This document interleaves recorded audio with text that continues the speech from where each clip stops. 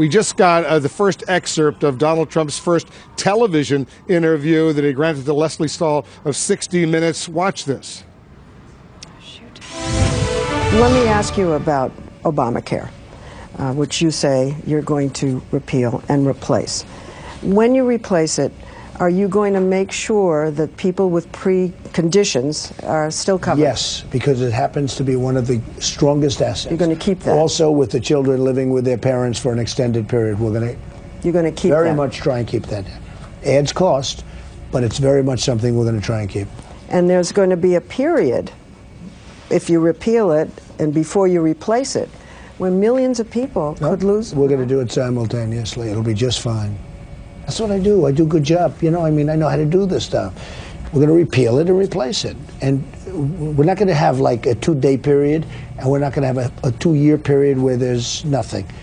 It will be repealed and replaced, and we'll know. And it'll be great health care for much less money. You heard, Jackie, the president-elect say he likes some parts of Obamacare, similarly to what he said in the Wall Street Journal, but he still wants to go on and repeal and replace and create a much better, cheaper system. Okay, what's that going to be? I mean, is it going to be what the House Republicans have presented? Is it going to be something else entirely? We don't know, because Donald Trump hasn't really given us any specifics over the course of this campaign. It's been a lot of rhetoric, not a lot of details. So we sort of have to wait and see. But you imagine if he's working with someone like Paul Ryan, maybe some of the stuff that the House Republicans have put forward will be what he ultimately embraces. Tonight, the residence of the president-elect, Trump Tower, is a fortress ringed by tight security, the center of an increasingly worrisome question. How do you secure a 58-story skyscraper smack in the center of one of the world's busiest cities? It's a question made even more difficult by the fact the building's atrium is a public space, increasingly difficult to monitor, law enforcement officials say. And the building itself, a target as recently as this year of a suction cup climber, seen as potentially vulnerable to any number of threats from surrounding towers and streets. Because it is so dense, you know, the damage it could cause is potentially immense. So they're going to have their work cut out for them here for quite some time. The FAA already moving to protect it from the air, issuing temporary flight restrictions that extend nearly 3,000 feet up and 2 nautical miles out. In the wake of election night, new cement barriers and sand-filled dump trucks line busy Fifth Avenue, pushing cars and the public further away. Now, a Secret Service presence throughout the building and a regular presence of more than 100 NYPD officers surrounding the property. A debate between Secret Service and NYPD officials still ongoing over even more restrictive actions to take. Concerns exacerbated by the now constant presence of protesters, a group now given their own pin right across the street from the building's main entrance. There always is a possibility, as we've seen in some of these other demonstrations where violence has occurred, where you may have a rogue person or two, or a professional agitator or two, who may decide that they have to take it a notch up or two, and then law enforcement is going to have to deal with that on top of the actual securing of the perimeter itself. Law enforcement officials acknowledge the challenge. There's no easy way to protect a building that reads Trump Tower and sits right in the middle of Fifth Avenue. Just days after the election, a shakeup inside the Trump transition team. Vice President-elect Mike Pence has taken over Trump's transition efforts, bumping New Jersey Governor Chris Christie down to vice chairman, along with Alabama Senator Jeff Sessions, former New York Mayor Rudy Giuliani, retired Lieutenant General Mike Flynn, Newt Gingrich, and Dr. Ben Carson. Sources say the move comes after infighting inside the transition over whether the team should hire previously anti-Trump Republicans, the so-called Never-Trumpers, not to mention the still unfolding Bridgegate scandal in New Jersey. Mr. President, it was a great honor being with you. Another surprise for the new administration comes one day after Donald Trump met with President Obama. Following his conversation with the president, Trump is now open to keeping some portions of Obamacare, something he vowed to repeal during the campaign. Trump told the Wall Street Journal either Obamacare will be amended or repealed and replaced. But the incoming administration is facing a more pressing concern, the continued protests against the president-elect flaring up across the country. Look, I think everyone needs to just take a deep breath. RNC Chair Reince Priebus urged calm after the president-elect himself ratcheted up the tensions, returning to Twitter to complain. Just had a very open and successful presidential election.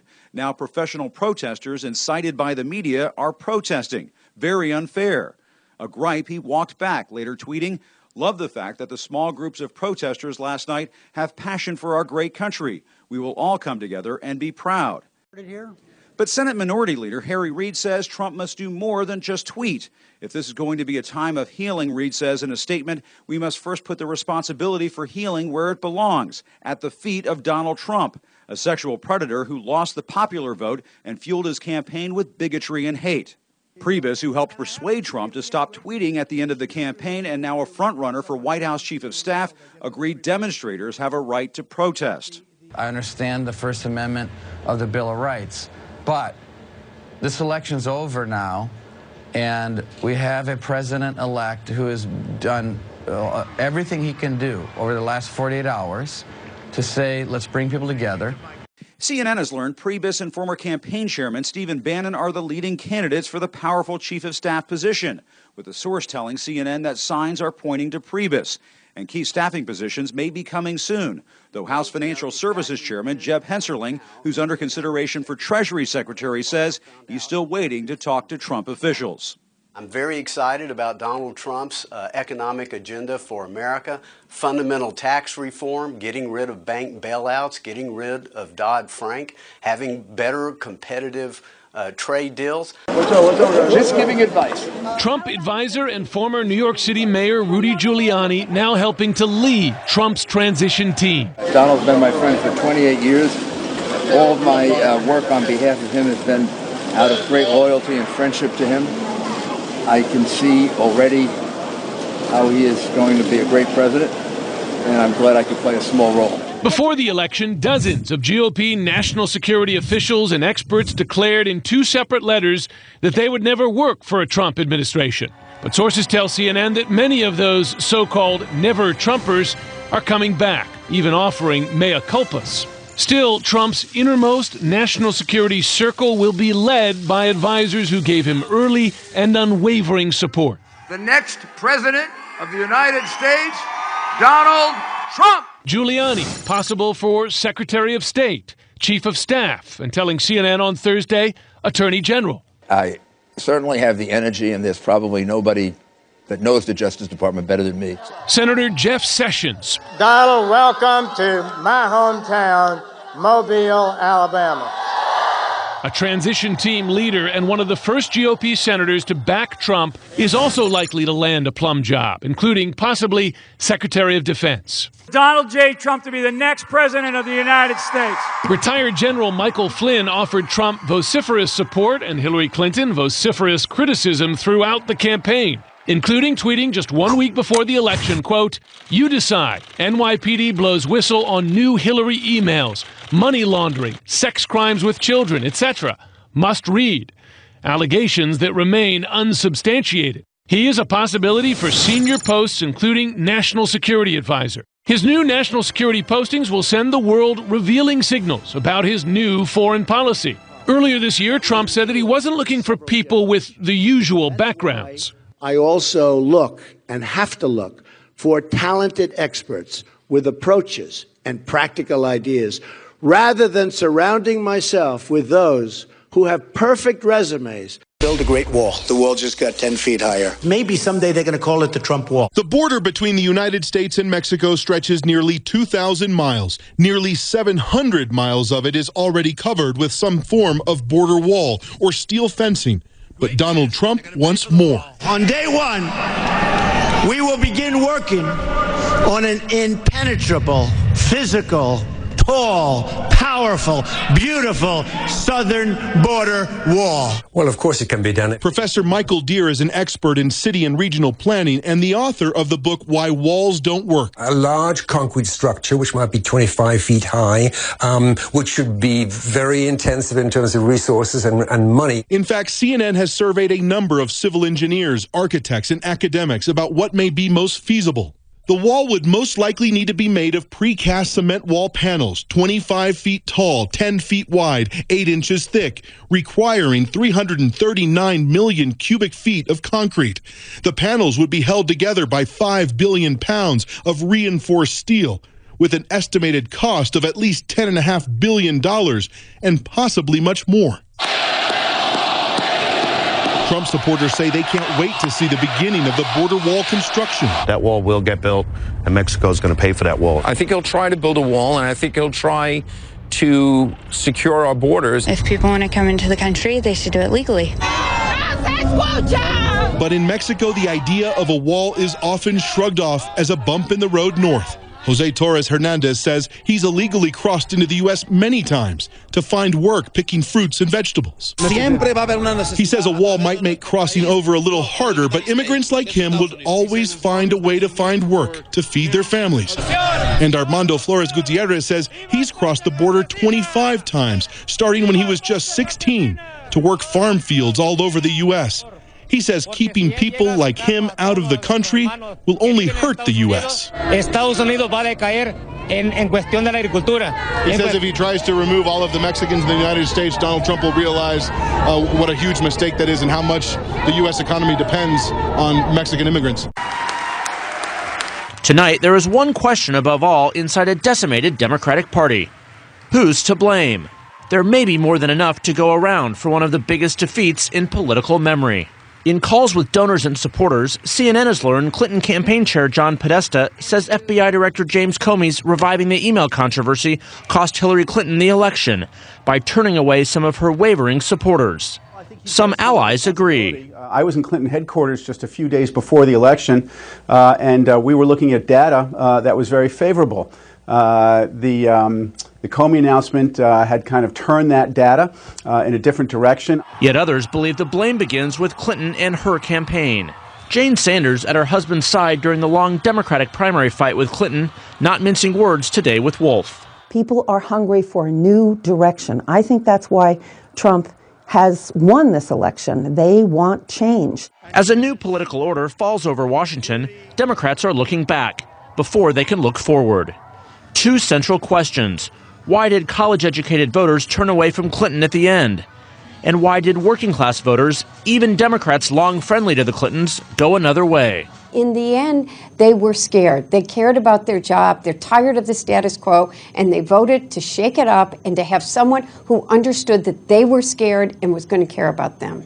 CNN has learned there is also considerable second-guessing about not paying closer attention to Bill Clinton's advice to spend more time focusing on disaffected white working-class voters, who were the lifeblood of his campaigns.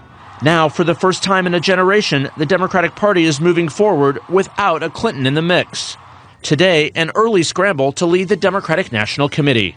Minnesota Congressman Keith Ellison, Labor Secretary Tom Perez, and former Maryland Governor Martin O'Malley among the early names eyeing bids.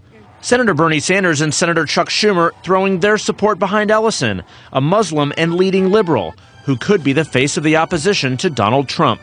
It was Ellison, more than a year ago, who suggested on a Sunday talk show President Trump was a possibility.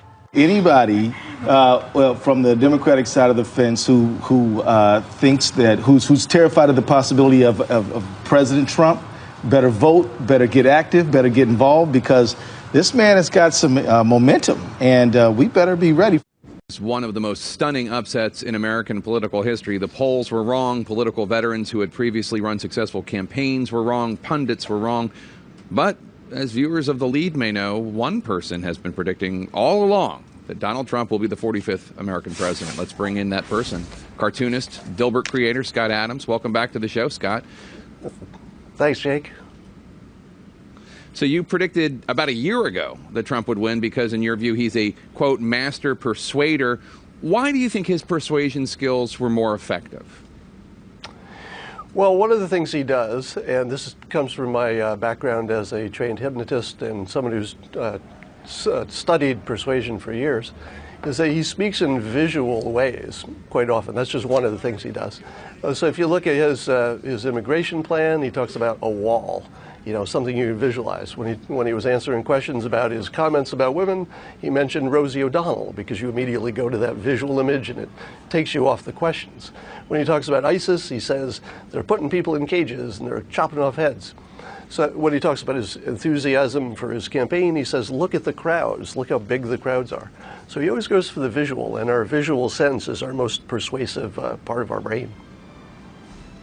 Now that he's been elected, which Trump do you think will show up to do the job at the White House? The diplomatic presidential Trump that we saw yesterday speaking to President Obama, or the one who waged a false campaign suggesting that the first African-American president was born in Africa? Which Donald Trump are the American people going to get?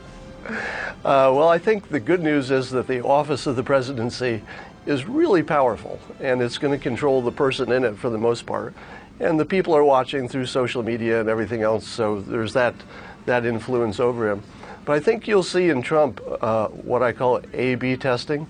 That's a phrase from the business world, where somebody will try something, and then if it doesn't work out, they quickly reverse. You've seen that with his immigration plan. It started out pretty extreme, but with the public's opinion weighing in, that backed off to something that's pretty close to what the current policy is. You saw when he misspoke about abortion and had about his opinion about punishing women who got illegal abortions. It took all of 24 hours for the public to say, that opinion doesn't work for us, and he immediately changed. So you see it again in Obamacare. You see the public saying, yeah, we like you emotionally, we like what you're saying about getting rid of the bad parts, but now he's free to say, well, some of the good parts we're going to keep. So I think you're going to see a business approach where he rapidly tests a lot of stuff, and he's going to keep the good stuff and get rid of the bad stuff. He'll probably do it pretty quickly. One last thing before you go, Scott, is I just want to ask, you, because you've been a Trumpologist and also seem in many instances to have supported Donald Trump, you have experienced something of a backlash, even when it comes to speaking engagements. Is that right?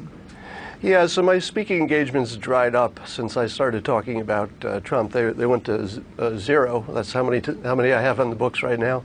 But people also came to Amazon and gave me 1-star reviews on my book and said it's because of Trump. And people said they were calling newspapers to get Dilbert kicked out of newspapers and that sort of thing. And now when I go out to try to give funding for my startup, I don't know how hard that's going to be, so my timing might be bad there. But overall, it was also the most fun year I've ever had in my life, and totally worth it. And if I could be part of letting the public see their options a little more clearly, that's good. And I would say on Veterans Day, if anybody wants to find a way to meet in the middle, donate to a veterans organization. It's the one thing everybody agrees on. And it's about time to look for some common ground now. A great message at the end there. Scott, thanks so much. Good to see you as always. We'll talk to you soon. Thanks, Jake.